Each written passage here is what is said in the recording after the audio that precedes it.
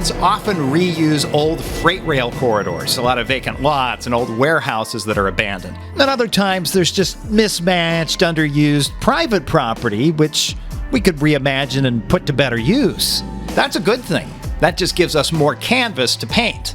And here's some redevelopment art. West Valley City, Utah, kind of near where I grew up, an old shopping center, a site that since the 1980s, city leaders have been dreaming of creating a downtown for this lower middle income suburb. When light rail showed up 10 years ago, land use changes started showing up too.